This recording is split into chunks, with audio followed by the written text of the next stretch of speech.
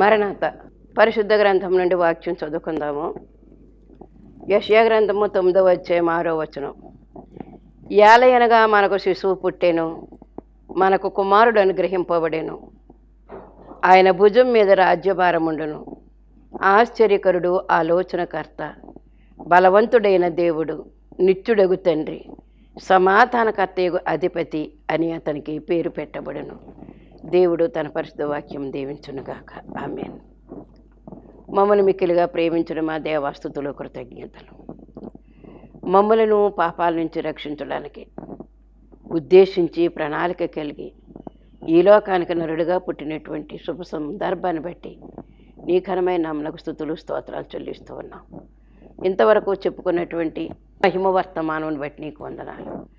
ఇప్పుడు కూడా నా తండ్రి, ఈ మహిమ వర్తమానంలో ఒక భాగముగా యెషయా గ్రంథంలోని వచనంలో మేము తీసుకుని ఉండగా వచనం నుండి మీరు మాతో మాట్లాడమని అడుగుతున్నాను తండ్రి. వాక్యం మీరై ఉన్నారు, వర్తమానం మీరే ఇచ్చుతున్నారు. మీకు స్తుతులు కృతజ్ఞత. నా నోటి ఊహను బంధించండి, నోటి మాటను బంధించండి, నా సొంత ఉద్దేశములు మరుగుపరచండి. మీరే నాతో మాట్లాడండి, వినుచున్న బిడ్డలతో మాట్లాడండి ప్రభా. మీరే వర్తమానం అందించి ప్రభావితులను చేసి నీ నామ ఘనత కొరకు సాక్షులు నిలబడేటటువంటి బిడ్డలందరినీ కూడా వాడుకొనమని, ప్రభావం బయలుపడాలి. ఎలాగైతే స్వస్థపరిచిందో రక్తస్రావ రోగి దగ్గర, అలాగే మీ ప్రభావం మహిమ మాలో ఉంచి మాలో నుంచి అనేక మంది ప్రవహింపచేసేటటువంటి ఒక ధన్యకరమైన జీవితం మాకు దయచేసి మీరు మహిమ పొందమని, మహిమ బాలుడే ఈ లోకానికి వచ్చిన యేసునామమున అడుగుతున్నాను పరమ తండ్రి.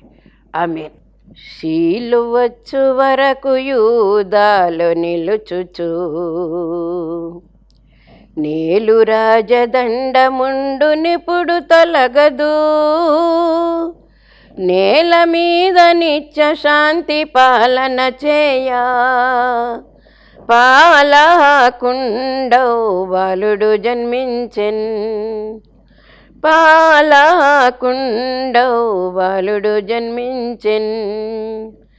దేవస్తోత్ర గానముల్పై దివ్య స్థలములో, దేవమారు గానముల్పు దేశ స్థలములో, దేవలోక పావనులును దీన నరులును, బోవా చూడా భువి దివి క్రిస్మస్, బోవా చూడా భువి దివి క్రిస్మస్. దేవుని నామమున స్తోత్రం అండి. మీ అందరికీ నా మరణాత. చదువుకున్నటువంటి వాక్య భాగము సమాధానకర్త.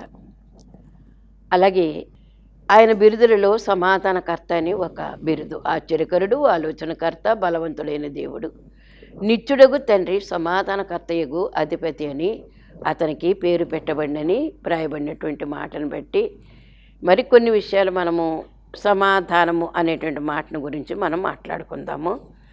ఇప్పుడు క్రీస్తు జన్మ మహిమ కొన్ని అంశాలు మనం మాట్లాడుకున్నాం. మహిమ అంటే గ్లోరీ, మహిమ అంటే ప్రభావము, మహిమ అంటే ఒక పవర్, ఒక శక్తి. అలాగే ఇన్ని శక్తులలో సమాధానం అనేటువంటి ఒక శక్తి కూడా ఉన్నదని మనం తెలుసుకోవాల్సినటువంటి వారమైనాం. యెహోషువ గ్రంథము 18:1 ఇశ్రాయేలీల దేశమును స్వాధీనపరచుకున్న తర్వాత వారందరూ షిలోహునకు కూడి వచ్చి అక్కడ ప్రత్యక్ష గుడారము వేసిరి. కొంతకాలము వరకు షిలోహు ముఖ్య స్థానమై ఉంది అని వ్రాయబడి ఉంది. షిలోహు అంటే నెమ్మది, షిలోహు అంటే విశ్రాంతి, షిలోహు అంటే క్షేమము, షిలోహు అంటే సమాధానం. ఈ షిలోహు అనేటటువంటి మాట మనము ఎక్కడ చూస్తాము అంటే గనక సమూయేలు చరిత్ర మనం చదువుకోవాలనుకున్నప్పుడు, చెప్పుకోవాలనుకున్నప్పుడు షిలోహు అనే దేవాలయం మనకు గుర్తొస్తుంది. అది మొదటి సమూయేలు గ్రంథములో మొదటి అధ్యాయంలోనే ఉంటుంది. సమూయేలు తల్లి సంతానము లేక నానా శ్రమలు పొందుతూ ఉండేటటువంటి, నానా హింసలు పొందుతూ ఉండేటువంటి, నానా నిందల అవమానం పొందుతూ ఉండేటువంటి సమయంలో ఒక కొడుకుని బాబు నీకు సమర్పణ చేస్తానని షిలోహు దేవాలయంలో ప్రార్థన చేసుకుంది. ప్రార్థన చేసుకున్నటువంటి ఆమె యొక్క ప్రార్థన దేవుడు ఆలకించారు. ఆ చరిత్ర అంతా మనకు కూడా తెలుసు. అయితే ఇంతకీ శిలో అంటే దైవజనులు కూడా పాటలో రాశారు, శీలో వచ్చు వరకుయు దాలో నిలుచుచు నీలు రాజదండముండు నిపుడు తలగదు. రాజదండము, అందుకే ఆదికాండం 49:10 కూడా శిలోహు అనే మాటను గురించి నిత్యశాంతి, అదే నిత్యశాంతి అంటే సమాధానం, నిత్యము సమాధానము. ఈ రాజదండం ఎప్పుడూ కూడా తొలగదు. ఎందుకంటే శిలో అనేటటువంటి, శిలో అంటే క్రీస్తు ప్రభు వారి యొక్క బిరుదు అని ఇక్కడ మనం అర్థం చేసుకోవాల్సినటువంటి వారమై ఉన్నాం. శిలో అంటే శిలోహు. ఈ శిలోహ్ అనేటటువంటి దానికి మనం నెమ్మది, విశ్రాంతి, క్షేమం, సమాధానం అని చెప్పుకున్నాం కదా. ఇప్పుడు ఇశ్రాయేలీలు మరి ఐగుప్తు దేశాన్ని నుంచి మోషే నాయకత్వంలో పాలుతేనెలు ప్రపంచ దేశానికి వచ్చిన తర్వాత వారు స్థలాలు పంచుకున్నారు. ఆ యొక్క దేశంలో, పాలుతేనెలు ప్రపంచ దేశంలో ఏ గోత్రానికి ఎంతవరకు ఉండేటువంటి లెక్కలన్నీ కూడా లెక్కల ప్రకారంగా ఏ ఒక్కరికి కూడా తక్కువ చేయకుండా వారికి స్థానాలు పంచిపెట్టినట్లుగా యెహోషువ వాగ్దాన దేశం యొక్క మరి పంచినటువంటి వాడు, వాగ్దాన దేశమును పంచినటువంటి వాడు యెహోషువ. వాగ్దాన దేశం నడిపించినవాడు నాయకుడు మోషే. వారు అక్కడికి వెళ్ళిన తర్వాత షిలోహు అనేటటువంటి ఆ స్థలానికి చేరి అక్కడ ఒక ప్రత్యక్ష గుడారం వేస్తారు. ఈ ప్రత్యక్ష గుడారం చరిత్ర ఎక్కడిది? మోషే గారి యొక్క చరిత్రలో నిర్గమకాండ 3వ అధ్యాయంలో ఆయన ప్రత్యక్షమయ్యి మరి నిర్గమకాండ 25 అధ్యాయంలోకి వచ్చారు. నేను మీ మధ్య నివాసం చేయాలంటే, మీతో మాట్లాడాలని నాకు ఒక ప్రత్యేక నిర్మాణం చెయ్యండి, ఆ పలానా వస్తువులతో చెయ్యండి ఈ ప్రత్యక్ష గుడారం. ఆ ప్రత్యక్ష గుడారం దగ్గరికి మంచం మీరు కడతారు, మంచం మీద మూత కరుణాపీఠం, ఆ కరుణాపీఠం మీద 2 దేవదూతలు ఒండూరులు రెక్కలు తగిలించుకుని ఉండేటటువంటి ఆ ప్రదేశంలోనికి నేను వచ్చి నిలబడి మాట్లాడతాను. ఇశ్రాయేలుకి ఏం చెప్పాలో, ఏం చెయ్యాలో, వారి ప్రయాణ విధానం, వారి జీవన విధానం ఎలాంటిదని నేను చెప్తానని చెప్పి మోషేకి తెలియచేసి ప్రత్యక్ష గుడార నిర్మాణం చేయించుకున్నారు. అయితే ఇప్పుడు వారు ఇక్కడికి వచ్చేసిన తర్వాత, పాలుతేనెలు ప్రపంచ దేశానికి వచ్చిన తర్వాత ఇప్పుడు ఈ ప్రత్యక్ష గుడారం వేసుకున్నారు షిలోహు అనేటటువంటి స్థలంలో. ఈ షిలోహు అనేటటువంటి ముఖ్య స్థానంగా పెట్టుకున్నారు. అప్పుడు కొంతకాలం అక్కడ మరి మందసం అక్కడ పెట్టబడి ఉంది. మందసం ఉండగా ఏలి అనేటటువంటి ఒక ఆయన అక్కడ ఉన్నారని, ఆయన ప్రధాన యాజకుడిగా ఉన్నారని, ఆ యాజకత్వం జరిగించిన పరిస్థితుల్లో దేవాలయంలో ఆయనే ముఖ్యంగా ఉండి ప్రార్థన జరిపిస్తూ ఉండేటువంటి వారని, ఆయనకి 2 కొడుకులు ఉన్నారని విషయం అంతా కూడా మనకు తెలుసు. ఇప్పుడు అదే ప్రస్తుతం నేను చెప్పడం లేదు. అయితే ఇప్పుడు షిలోహును గురించినటువంటి మాట ప్రస్తావించాలని కోరుకుంటూ ఉన్నాను. ఆ షిలోహులో ఉన్నటువంటి ఆ యొక్క దేవాలయానికి మొక్కుబడి చేసుకోవడానికి ఏడాదికి ఒకసారి యెరూషలేము దేవాలయం ఎలాగైతే యూదులైన వారు ఎక్కడెక్కడ ఉన్నవారైనప్పటికీ కూడా ఏడాదికి ఒకసారి ఎలాగైతే చేరుకుని మొక్కుబడులు అర్పణలు చేసుకుంటూ ఉంటారో, అలాగే ఇప్పుడు షిలోహు స్థలానికి కూడా వచ్చే మందిరంలో మొక్కుబడి చేసుకునేటువంటి పరిస్థితులు ఉన్నాయి. అప్పుడు సమూయేలు పుట్టకముందు ఎల్కానా అనేటువంటి అతనికి మరి 2 భార్యలు ఉన్నారని, అన్నా పెనీనీలు అని ఆ చరిత్ర కూడా మనకు తెలుసు. మొదటి సమూయేలు గ్రంథం 1వ అధ్యాయంలో.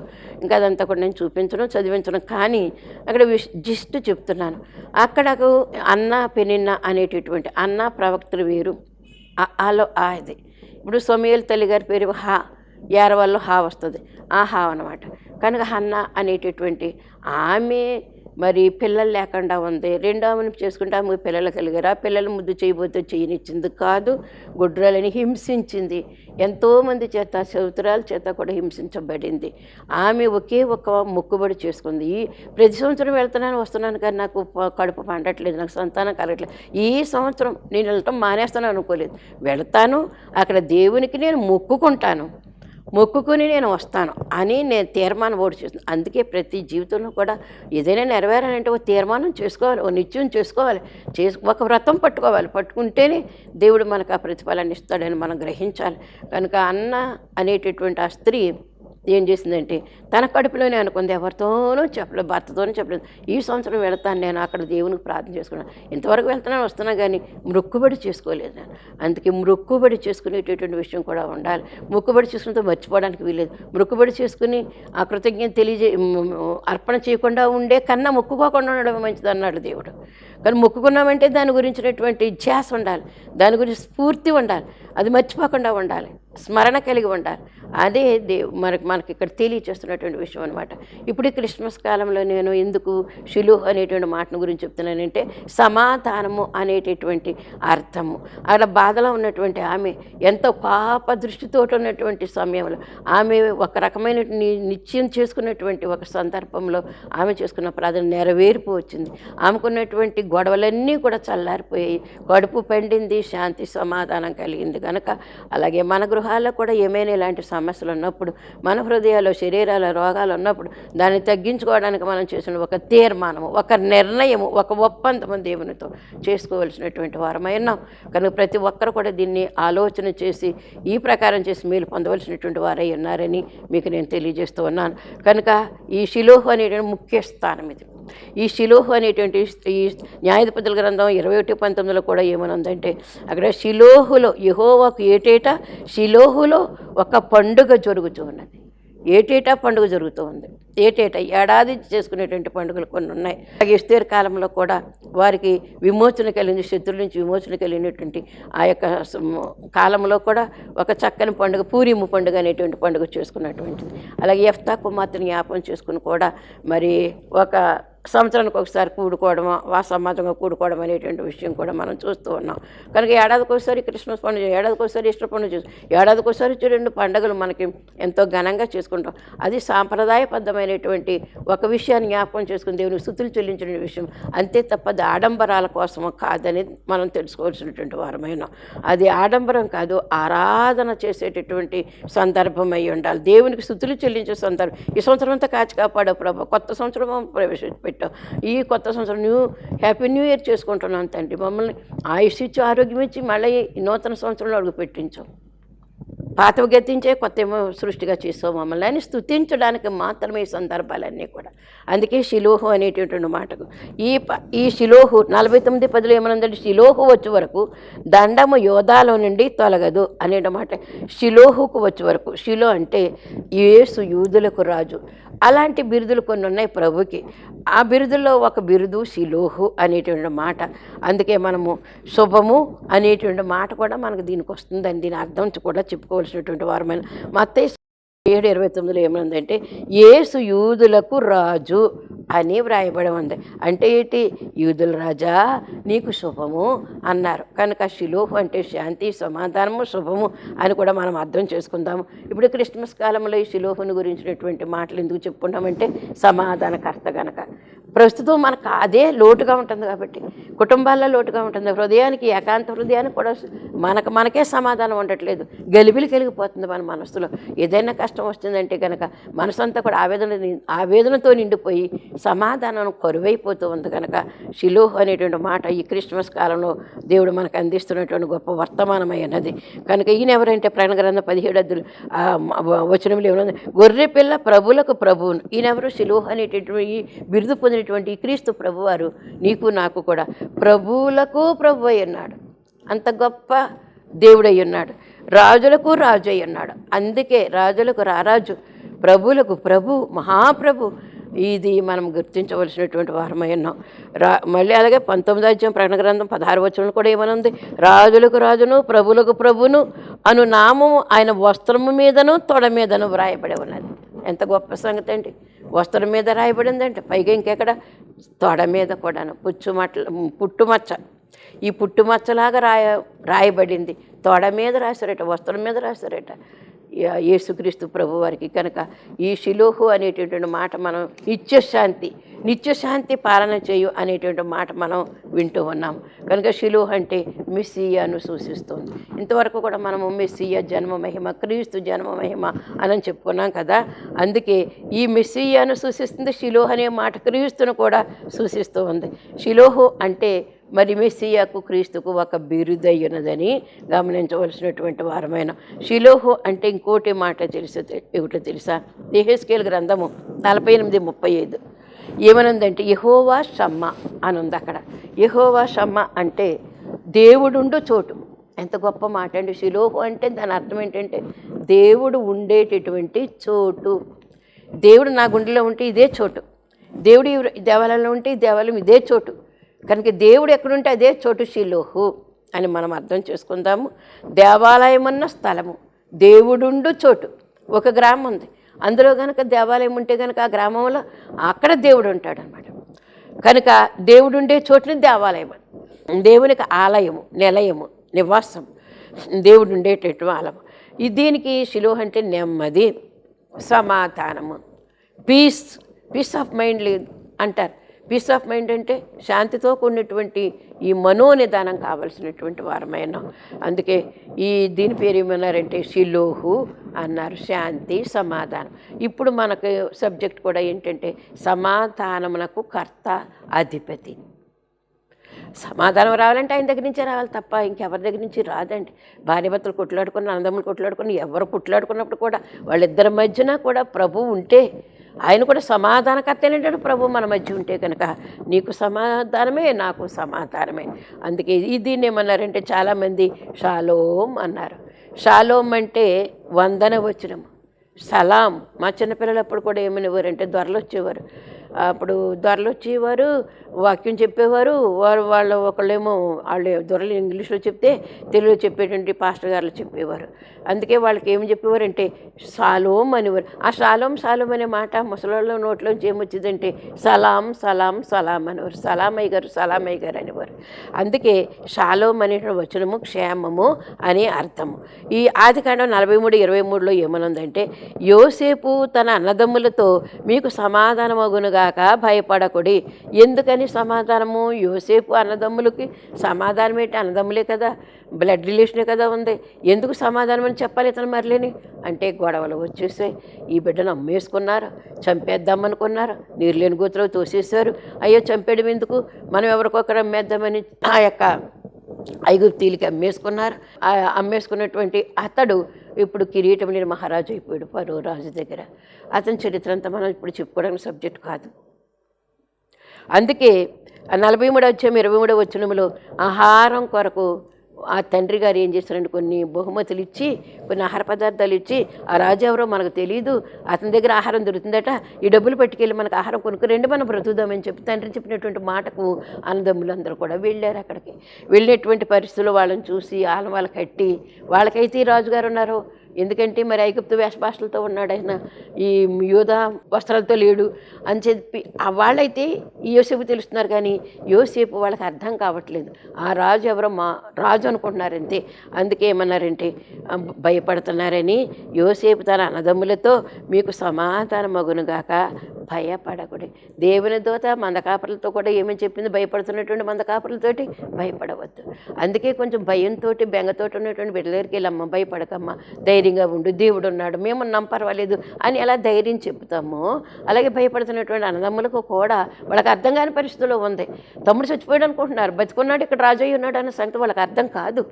అందుకే ఇతనికైతే గుర్తింపు వచ్చింది, కానీ అతనికి చచ్చిపోయాడు, ఇంకా వాళ్ళ దృష్టిలో లేడు, ఇంకా చచ్చిపోయాడు అనుకుంటున్నారు, ఏమైపోయాడో తెలియదు అనుకుంటున్నారు. అందుకే భయపడకూడదు అని చెప్పినటువంటి మాట. మరి యోసేపు స్థానంలో దేవుడే ఉన్నట్లుగా ఈ భయపడుతున్న అన్నదమ్ములకు భయపడుకునే ఒక అభయం ఇచ్చి మాట్లాడుతున్నటువంటి మాటలు భయపడకూడదు అని. అలాగే ఇప్పుడు సమూయేలు గారు మరి పుట్టడానికి ముందు ఈ శిలోకి వెళ్తున్నాను కాబట్టి అక్కడ నేను ఆ దేవాలయంలో ప్రార్థన చేసుకుంటాను, నాకు ప్రభువా నాకు బిడ్డనివ్వు అని ప్రార్థన చేసుకున్నాను. ఆయన ఇచ్చానని వాగ్దానం నేను వినేంత వరకు కూడా నాకు నెమ్మది ఉండదు ప్రభువా అని నేను తీర్మానం చేసుకున్నానని ఇంటి దగ్గరే అందుకే మనం ఏ ప్రార్థన కూడుకులోకి వెళ్ళినా, మందిరంలోకి వచ్చినా, ఏ సభలోకి ప్రార్థనకు వెళ్ళినా, ఈ ప్రార్థనకి వెళ్తాను అక్కడ దేవుడు ఉంటాడు కాబట్టి దేవుడు నాకున్న ఈ లోటును తీర్చాలి, అనారోగ్యం పోగొట్టాలి, నాకున్న గుడ్రాలతనం తీసివేయాలి, నాకు ఇల్లు లేదు, ఇల్లు కావాలి, ఏది నువ్వు అనుకుని అక్కడికి వెళ్తావు, దేవుడు వినే దేవుడై ఉన్నాడు. అడగమని చెప్పిన దేవుడు అక్కడ ఉన్నాడు, వాగ్దానం చేసిన దేవుడు నమ్మకమైనటువంటి వాడు, సత్యవంతుడై ఉన్నాడు. కనుక అక్కడికి వెళ్ళి నువ్వు అనుకోవడమే, అనుకుంటే తడువా, మరి అనుకోవడమే కష్టమా, నీకు అనుకుంటే కష్టమా, అదురుట కన్నా అన్నారు కదా దైవజనులు. కనుక అనుకుంటే నీకు దేవుడు తప్పనిసరిగా అడుగుడి మీకు ఇవ్వబడని బంగారు వాక్యం అన్నారు. మత్తయి 7:7 దేవదాసయ్య గారు చెప్పిన మాట, అడుగు అన్నారు. అడుగుమన్నారు. అదే పెద్ద సమస్య మనకి. అడగడానికి ఏమైనా ఖర్చు పెట్టాలా, అడగడానికి ఏమైనా ఎక్కడికైనా కొండలు దిగి వెళ్ళాలా, కొండలో మొయ్యాలా, కొండలు తవ్వాలా, ఏం కాదే, అడుగు, నువ్వు అడిగితే చాలు. ఓ సహోదరు, మా ఫ్రెండ్, మరి ముగ్గురు టీచర్లను చేసేవాళ్ళము ఒకే స్కూల్లో. ఒకే చర్చ్ మెంబర్స్ అయి ఉన్నాము. ఆవిడ ఈ మధ్యకాలంలో మరి మేము వృద్ధులం అయిపోయి ఉన్నాము. మాట్లాడుతూ మాట చెప్పారు. ఏమనంటే 7వ క్లాస్ చదివిన తర్వాత ఆ తల్లి చదివించలేక మానేయమ్మ అని మానిపించేసి తనతో పాటు పొలం పనులు తీసుకుని వెళ్ళిపోయేదట. వెళ్ళిపోతే ఆమె పొలం పనులు చేస్తూ అయ్యో చేలగట్ల మీద ఈ చేలల్లోనూ నేను ఇంత చదువుకున్నాను, 7వ క్లాస్ చదివాను, నన్ను చదివించట్లేదు, మరి నేను ఏం చేయను ప్రభువా, నాకు ఇది తప్పదా, ఈ పొలం పనులు తప్పవా నాకు అని అనుకున్నదట. అని అనుకుని రాత్రి పగలు ఏడుస్తూ తల్లికి చెప్పులేదు, ఎవరికి చెప్పుకోలేదు. ఇది మీకు బలం కలగడానికి చెప్తున్నాను ఈ విషయాన్ని, నేను గొప్పగా చెప్పడం కాదు, ఎవరిని కించపరచడానికి కూడా కాదు. మనం కూడా నేర్చుకోవాలి ఇలాంటి విషయాలు, పౌరుషం తెచ్చుకోవాలి. ఎందుకు ఇలాంటి దుస్థితిలో నేను ఉండాలి ప్రభు, నాకు సహాయం చెయ్యి అని మనం అడిగితే దేవుడు తప్పనిసరి తీర్చే దేవుడు కనుక, లేవనెత్తే దేవుడు, పడిపోయి ఉండమని చెప్పిన దేవుడు కాదు, లేవనెత్తే దేవుడు కనుక బలం కలగడం కొరకు నేను ఈ విషయాన్ని మీతో తెలియజేస్తూ ఉన్నాను. అప్పుడు పడుకుని లేచి పనులు చేసేటప్పుడు కూడా ఏడుస్తూ ఒకే మాట అనేదట ప్రతి ప్రార్థనలో కూడా, నేను చదువుకుంటాను, నన్ను చదివించు ప్రవ్వా, నేను చదువుకుంటాను, నన్ను చదివించు. 7వ క్లాస్ చదువుతూ మానేసినటువంటి బిడ్డ ఈ మాట ఎవరు పలికించారమ్మ నోటమ్మట? ఆమె పలకడం ఏంటి, ఆ ప్రార్థన చేసుకోవడం ఏంటి? వెండివు బంగారం ఇవ్వు, నాకు ఏదో ఇవ్వు ఇదివి అనలేదు, నన్ను చదివించు, నేను చదువుకుంటాను అనేటువంటి మాట. ఎప్పుడైతే ఆ మాట ప్రార్థన చేసిందో ఒక వారం రోజులు తిరిగేసరికి ఒక పెద్ద పాస్టర్ గారు వచ్చి వాళ్ళ అమ్మ దగ్గరికి, ఈ ప్రార్థన చేసుకుని ఆవిడ వాళ్ళ అమ్మగారి దగ్గరికి వచ్చి, అమ్మ రాజమండ్రిలో ఒక హాస్టల్లో ఏర్పాటు చేశారు, ఎవరన్నా చదివించలేనిటువంటి బిడ్డలు ఎవరైనా ఉంటే కనుక అక్కడికి తీసుకెళ్తాను, మీరు ఇష్టపడితే కనుక అని ఎవరెవరిని అడగట వచ్చి ఈ తల్లిని కూడా అడిగారట. అప్పుడు బాబు రాజమండ్రి అయితే చాలా దూరం, మా ఊరికి మేము పంపమన్నదట. అయితే ఈ అమ్మాయి విని నేను చదువుకుంటాను, నేను ఉంటాను అని, ఎందుకు తన ప్రార్థన వేరు, తన ప్రార్థన జవాబు వచ్చేసింది. ఇప్పుడు తను చేసుకున్న ప్రార్థన ఏంటో, ఎంసు జవాబు వచ్చేసింది. ఇప్పుడు వింటూ కాదంటదా, ఇంకా దూరమైనా పర్వాలేదమ్మా నేను చదువుకుంటాను అని అన్నది. మిషనరీస్ పెట్టినటువంటి హాస్టల్ దగ్గరికి తీసుకెళ్ళేటట ఆ పాస్టర్ గారు, అక్కడ చెప్పారట. అక్కడ నిజంగా SLC వరకు కూడా చదవడానికి దేవుడు ఎంతో గొప్ప కృపనిచ్చారు. మంచి మార్కులతో పాస్ అయ్యి సెకండరీ గ్రేడ్ టీచర్ అయ్యి ఆమె జాబ్ చేసుకుంటూ ఉంది. 2 బిడ్డలు, ఆ బిడ్డలు కూడా మంచి పొజిషన్లో ఉన్నారు. IG చేస్తున్నారు, కొడుకు ఢిల్లీలో ఉన్నారు, కుమార్తె కూడా మంచి బ్యాంక్ ఎంప్లాయీ. అలాంటి ఉన్నతమైనటువంటి స్థితి. నేను చదువుకుంటాను, నన్ను చదివించు, ఈ మాట ఎంత మరి వినేటువంటి వారికి ఎంత ఉత్తేజకరంగా ఉంటుంది. ఎంతోమంది డిగ్రీ పీజీలు చేసి కూడా ఏమీ లేకుండా మరి నిరాకారంగా ఉంటున్నారు, నిరుమయంగా ఉన్నారు. వాళ్ళకి ఇంకా ఏ విధమైన ఆలోచన లేదా? అలాంటి డిగ్రీలు చదివి కూడా అలాగ పడి ఉండడం అంటే అన్నీ ఉండి ఏమి లేకుండా నన్ను చదివిస్తే నేను చదువుకుంటాను ప్రభు అనేటువంటి ప్రార్థనకు జవాబు అంత ఉన్నతమైన స్థితిలో ఉంచారు. అంత గొప్ప స్థితి. మరి ఇప్పుడు మేము ఒకే సంఘంలో ఒక సభ్యులుగా సాగుతూ ఉన్నటువంటి పరిస్థితి అని మీకు నేను తెలియజేస్తూ ఉన్నాను. కనుక అడిగితే కనుక తప్పనిసరి చేస్తాను. ఇప్పుడు షిలోహులోకి నేను ప్రతి ఏటా వెళ్తున్నాను, కానీ ఇది నాకు పంట కావాలి, కడుపు పంట కావాలనేటువంటి మాట నేను అడగలేదు. నేను ప్రభు ఈసారి నేను వెళుతున్నాను, ఈ గుడ్రాతనం నాకు ఉండడానికి వీల్లేదు, నన్ను సంతానవతిని చెయ్యి ప్రభా అని అడుగుతాను అనుకుంది. వెళ్ళింది, అక్కడ దేవాలయంలో పడి హృదయాన్ని కుమ్మరించుకుంది. కొండ కుమ్మరించినట్టు, ఒక కడవ కుమ్మరించినట్లుగా కుమ్మరించేసింది ప్రభు దగ్గర. తన యొక్క పాపాలన్నీ ఒప్పుకుంది, తన యొక్క దోషాలన్నీ కూడా ఒప్పుకుంది, కడిగేసుకుంది తన యొక్క హృదయాన్ని, అక్కడ కుమ్మరించేసుకుంది. మౌనము కానీ అరవలేదు, కేకలు పెట్టలేదు, మౌన పెదవులు మాత్రం కదులుతున్నాయని అక్కడ వ్రాయబడి ఉంది. తన హృదయాన్ని కుమ్మరించుకున్నట్లుగా అక్కడ ఉంది. అక్కడ ఏలి ప్రధాన యాజకుడిగానే ఉంటున్నాడు, ఆ చర్చి యాజకుడిగా ఉంటున్నాడు. అయితే యాజకుడు ఉన్నటువంటి ఆయన మత్తురాలు అయ్యి ఉంది, పొద్దున్నే తాగి వచ్చేసింది గోబులు. ఏ అమ్మాయి ఏంటి సంగతి అంటే, బాబు నీ సౌకర్యాలని నేను మత్తురాలను కాను, కోపావేశంతో నేను ఈ ప్రార్థన చేసుకుంటున్నాను అయ్యా అంది. ఏం ప్రార్థన చేసుకుంటామని ఆయన అడగలేదు, పలానా పని నేను ప్రార్థన చేసుకుంటానని ఆమె చెప్పలేదు, ఏమీ చెప్పలేదు. అదే దేవుని యొక్క మరి రహస్యమందున్న దేవుడు, రహస్యమంది చేసే ప్రార్థన ఆలకించినటువంటి గొప్ప తండ్రి. మత్తయి సువార్త 7వ అధ్యాయంలో 6వ అధ్యాయంలో ఉన్నటువంటి రహస్యమందున్న తండ్రికి మనవి చేసుకోమని చెప్పి, అప్పుడు ఆ స్త్రీ అక్కడ మౌనంగా రోధించింది. ఆ ఏలి అడిగాడు, మత్తురాలను కాదయ్యా, నేను పాప దృష్టితో నేను ఒక ఆవేశంతో నేను చేసుకున్నటువంటి ప్రార్థన అయ్యా అని చెప్పింది. ఏంటమ్మా అది వివరం చెప్పానలేదు, వివరం ఏం చెప్పలేదు. అప్పుడు చెప్తున్నారు మొదటి సమయాలు కదా మొదటి అధ్యాయం 17వ అధ్యాయం వచనంలో ఏమనుంది, నీవు క్షేమంగా వెళ్ళు. ఎంత గొప్ప యాజకుడు అయినా ఒకవేళ కొడుకులు బాగాలేదు, ఆయన ప్రవర్తన మంచిది, ఆయన దేవునితో సహవాసం చేస్తూ ఉన్నటువంటి అంటే కొడుకుల విషయంలో ఆయన దోషి అయి ఉన్నాడు. కొడుకులకు బుద్ధి చెప్పలేదనేటువంటి ఒక నెపం అక్కడ కనపడుతూ ఉంది. అందుకే ఇప్పుడు ఈమెతో ఏం చెప్తున్నాడు, నీవు క్షేమంగా వెళ్ళము, ఇశ్రాయేలు దేవునితో నీవు చేసుకుని నా మనవిని చేయనుగా. కానీ ఆమెతో చెప్పినంతే ఆ మాటే ఆమె పుచ్చుకుందా, వాగ్దానం చేత పుచ్చుకుంది, నమ్మింది. ఈ గొర్రెల కాపర్లు ఎలాగైతే దేవదూత మాట నమ్మారో, వెళ్ళారో, బాబుని చూశారో, ప్రకటన చేసుకుంటూ వచ్చారో, అలాంటి పరిస్థితి ఇప్పుడు ఈ అన్నగారికి కలిగిందని మనం అర్థం చేసుకుందాము. అందుకే ఏమన్నారంటే మొదటి సమయాల గ్రంథం 1వ అధ్యాయం 3వ వచనం మొట్టమొదటి మాట చెప్తున్నాను ప్రార్థన కంటే ముందు. ఎలకానాను ఏటేటా శిలోహనంతన సైన్యములకు అధిపతి యెహోవాకు బ్రొక్కుటకును బలి అర్పించుటకును ఏటేటా తన పట్టణము విడిచి అత్తడికి పోవచ్చు ఉండని. ఎలకానా తన కుటుంబంతో సైతము అడిగి వెళుతూ వస్తూ ఉండేటువంటి గొప్ప అలవాటు కలిగి ఉన్నటువంటి కుటుంబం అయ్యింది. దేవుని మందిరానికి వెళ్ళేటువంటి గొప్ప గురు. కీర్తన గ్రంథం 122:7 ఏమనుందండి, నీ ప్రాకారములలో నెమ్మది కలుగునుగాక. 122 దావీదు కీర్తనలో రాసినటువంటి ఆ కీర్తనలో ఏమనుందంటే, నీ ప్రాకారములలో నెమ్మది కలుగునుగాక. ఏంటి ప్రాకారంలో ఏం కావాలి మనకి? షిలూహు కావాలి, షాలోం కావాలి. అందుకే నెమ్మది కలుగునుగాక, నీ నగరులలో క్షేమముండునుగాక.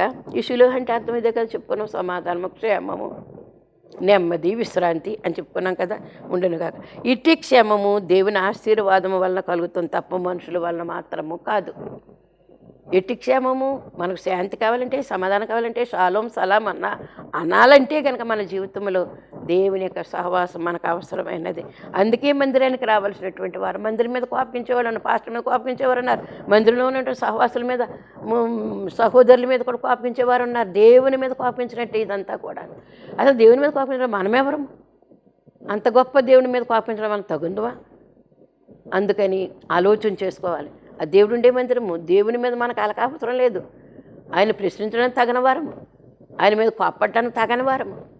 ఎవరి మీద కోపమన్నా దేవుని మీద కోపం ఉండడానికి వీలేదు, దేవుని మందిరం మీద కోపం ఉండడానికి వీలేదు. నీ సమాధానం నీది, నీ అంతస్తు నీది, పోగొట్టుకోకుండా ఉండాలి. ప్రభువా నీకు వందనాలు, స్తుతులు, కృతజ్ఞతలు. మహిమ మహిమ మహిమ మహామహిమ. కనుక మహిమ నుంచి మహామహిమలో నుంచి అధిక మహిమలోనికి మేము వెళ్ళవలసినటువంటి విధానం ఉంది. కాబట్టి ఈ గొర్రెల కాపర్ల దగ్గరికి వచ్చినటువంటి మహిమ, ఆ మహిమ నా తండ్రి ప్రపంచమంతటా కూడా నేటి వరకు కూడా మహిమ తాండవిస్తూ ఉన్నది. మహిమ జీవులుగా మమ్మల్ని మార్చడానికి సిద్ధమయ్యేటువంటి మీ కృప, మీ మహిమ మా మీద ఉంచి ఇంకా ఎంతోమంది నశించిపోతూ ఉన్నారు. నేను నశించిపోతూ ఉండేటటువంటి బిడ్డలైనటువంటి వారికి మీరు మార్గం చూపించండి తండ్రి. కళ్ళం దర్శనం కనిపించి మాట్లాడండి. ఏ ఒక్క ఆత్మ నశించిపోవడానికి మీకు ఇష్టం లేదు. కాబట్టి మీరు కృప చూపి, జాలి చూపి ప్రతి ఆత్మ రక్షించబడేటట్లుగా మీరు మాట్లాడమని, ఈ వాక్యం అందరి మనసులో కూడా ముద్రించమని, ఈ ముద్రించడం ద్వారా ప్రతి వారి యొక్క జీవితం మేలుకొల్పబడి రెండవ రాకడకు ఆకర్షించబడటానికి కృప చూపించమని బాలయేసు నామమున అడుగుచున్నాను పరమ తండ్రి. ఆమేన్. మరణాత.